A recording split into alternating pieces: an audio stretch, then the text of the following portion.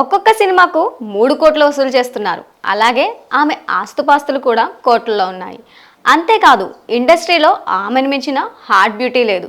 ఇంతకు ఆమె ఎవరో తెలుసా? బాలీవుడ్ హీరోయిన్ దిశా పటానీ గురించి ప్రత్యేకంగా చెప్పాల్సిన పని లేదు. బాలీవుడ్ టాప్ హీరోయిన్స్లో దిశా పటానీ కూడా ఒకరు. మోడల్గా కెరియర్ ప్రారంభించిన దిశా పటానీ ఆ తర్వాత హీరోయిన్గా ఎంట్రీ ఇచ్చారు. దిశా పటానీ బాలీవుడ్ సినిమాలతో పాటు తెలుగులో కూడా నటించారు. వరుణ్ పూరి లోఫర్ మూవీతో టాలీవుడ్కి ఎంట్రీ ఇచ్చిన ఈ ముద్దుగుమ్మ ఫస్ట్ మూవీ ఫ్లాప్ కావడంతో తిరిగి బాలీవుడ్కు చెక్కేశారు. అందం, నటనకు మంచి మార్కులే పడ్డాయి, కానీ ఆ తర్వాత తెలుగులో అవకాశాలు రాలేదు. హిందీలో MS Dhoni the untold story hit కావడంతో అక్కడ సెటిల్ అయిపోయారు. ఒక్కొక్క సినిమాకు 3 కోట్లు వసూలు చేస్తున్నారు. అలాగే ఆమె ఆస్తిపాస్తులు కూడా కోట్లలో ఉన్నాయి.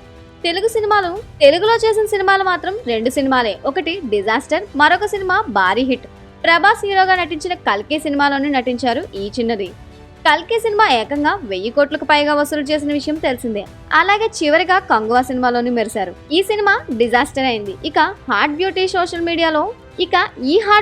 సోషల్ మీడియాలో పోస్ట్ చేసే హాట్ ఫోటోలకు విపరీతమైన క్రేజీ ఉంది. తెలుగులో ఎంతో మంది ముద్దుగమ్మలు తమ అందాలతోనూ నటనతోనూ ప్రేక్షకులను ఆకట్టుకున్నారు. కానీ ఆ తర్వాత టాలీవుడ్ కు దూరం అయ్యారు.